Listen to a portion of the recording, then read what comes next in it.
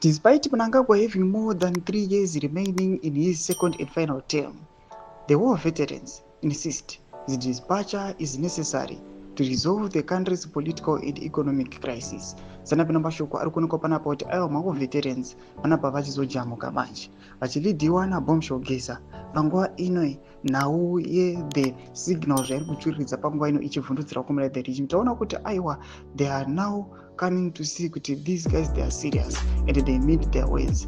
Sana mina mashoko blanjira pana mlutu wa subscribe or like on the bell kuti pina pana mangu bamchinzi at a press conference in Harare on Friday. The faction's leader Andreas Matibela stated that consultations with the Zimbabwean citizens had reaffirmed the need for Mnangagwa to step down. Maybe our presser today is the last. We want to address the elephant in the room as quickly as possible. It may be in a week or two. The pressure will be on, Matibela declared. He emphasized that the War Veterans Association fully backed with their frontman Gesa, describing him as our rabble rouser and reiterating their determination to hold the government accountable. So obviously, the government is not serious about addressing the crisis it has created itself.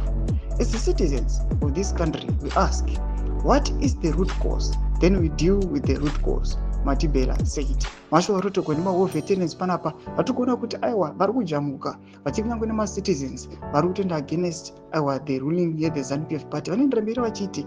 He further argued that just as during the liberation struggle the veterans were engaging with the traditional leaders, spirit mediums and the masses, all of whom were arguing them to take decisive action. Panapa tikuona ma veterans ari kuyachizviti aiwa isusu kunyangwe nemuhondo tiri tanoita ma consultations so tiri panguva ino tinoconsulta ma citizens vachiti aiwa now we are pushing and we are urging the leader kuti aiwa first step it down. Ngotiziva mafunguro enyu moti kudii pamusoro pechitiko ichi vapinda comment section medu mutudze mafunguro enyu. So subscribe or like, turn on the bell icon.